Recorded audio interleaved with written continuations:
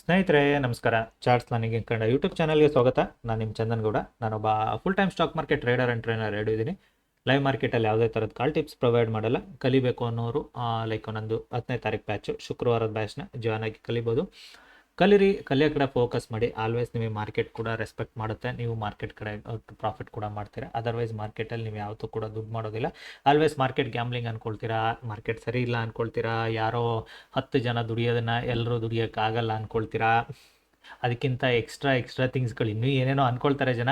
Because ಏನಂದರೆ ಮಾರ್ಕೆಟಲ್ಲಿ like ಅವ್ರಿಗೆ 10 ರೂಪಾಯಿ ಹಾಕ್ಬಿಟ್ಟು 1 ರೂಪಾಯಿ 2 ರೂಪಾಯಿ ಎಲ್ಲ ಸ್ಯಾಟಿಸ್ಫ್ಯಾಕ್ಷನ್ ಆಗಲ್ಲ. 10 ರೂಪಾಯಿಗೆ 100 ರೂಪಾಯಿ ಬೇಕು ಅಂತ ಕೂತ್ಕೊಳ್ತಾರೆ. ಸೊ ಹಾಗಾಗಿ ಅದಾಗೋದಿಲ್ಲ. Everyday same logic will not work. Everyday same market will not work. So all those things ಇರುತ್ತೆ. ಅದೇನು ಮಾಡೋಕ್ಕಾಗೋದಿಲ್ಲ. ನಮ್ಮ ಜನಗಳಿಗೆ ಬುದ್ಧಿ ಬರೋವರೆಗೂ ಅದು ಕಲಿಯೋದು ಇಲ್ಲ. That's okay.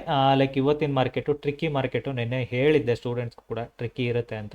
ಸೊ ಹಾಗಾಗಿ ಇವತ್ತು ನಾನು HK ರಿಸ್ಕನ್ನು ತೊಗೊಳಕ್ಕೆ ಹೋಗ್ತಿಲ್ಲ ಮಾರ್ಕೆಟಲ್ಲಿ. I don't want to take more risk. So ಸುಮ್ಮನೆ ರಿಸ್ಕ್ ತೊಗೊಳೋದ್ರಿಂದ ನಮಗೂ ಇಶ್ಯೂಸ್ ಜಾಸ್ತಿ ಆಗುತ್ತೆ. ಹಾಗಾಗಿ ಬೇಡ ಅಂತ closing the day, no more trades. Like ಇವತ್ತಿನ ಪ್ರಾಫಿಟ್ ಆರ್ ಲಾಸ್ ಬಗ್ಗೆ ಹೇಳೋದಾದರೆ ಲೆಟ್ ರಿಫ್ರೆಶ್ ಇಟ್.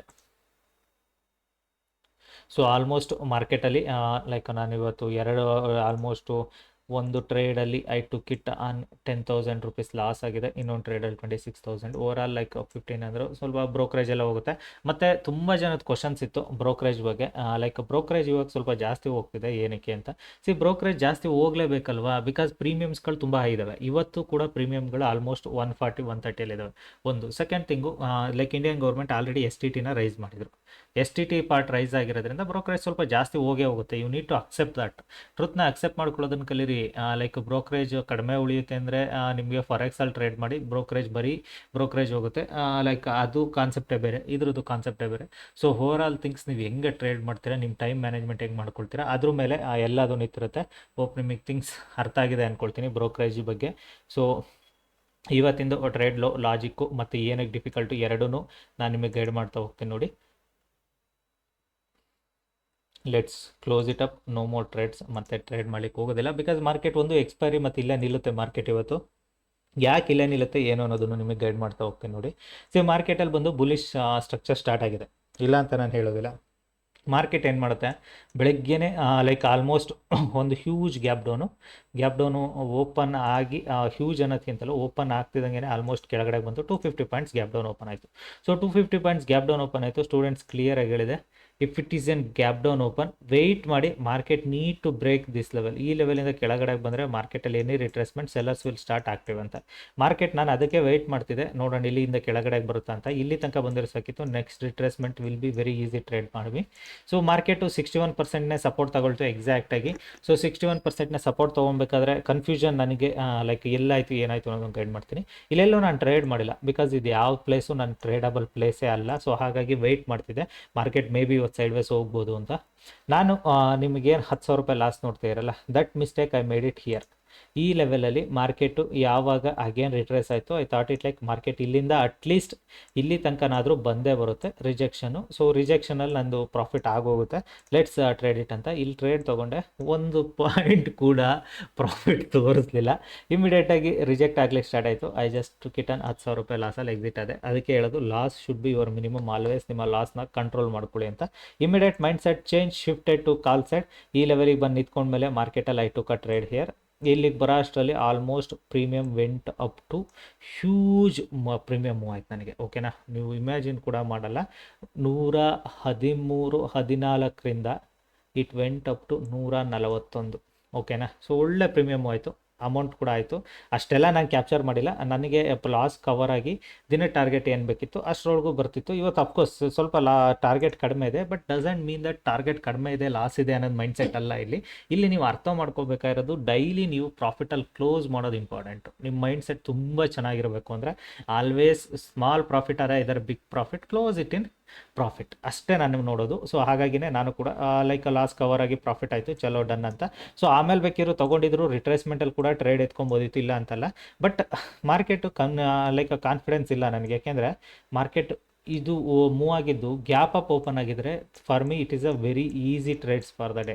ಓಕೆನಾ. ಸೊ ಮಾರ್ಕೆಟ್ ಏನು ಮಾಡಿದೆ, ಗ್ಯಾಪ್ ಡೌನ್ ಓಪನ್ ಆಗಿದೆ. ಸೊ ಇಷ್ಟು ದೂರ ಗ್ಯಾಪ್ ಡೌನ್ ಓಪನ್ ಆದಾಗ ನೆನ್ನೆ ಬೈ ಮಾಡ್ಕೊಂಡು ಹೋದವ್ರಿಗೆ ನೆಕ್ ಟು ನೆಕ್ ಬಂದಿರುತ್ತೆ. ಸೊ ಅಗೇನ್ ಬುಲಿಶ್ ನೇಚರ್ ತೋರಿಸ್ತು, ಅಗೇನ್ ಬೆರಿಶ್ ನೇಚರ್ ತೋರಿಸ್ತು. ಅದೇ ನನಗೇನಾದರೂ ಮಾರ್ಕೆಟ್ ಇದೇ ಪಾರ್ಟ್ ಇಲ್ಲಿ ತನಕ ಬಂದಿದ್ರೆ ಈಸಿಯಾಗಿ put side trade market will given me very good moment. ಓಕೆನಾ.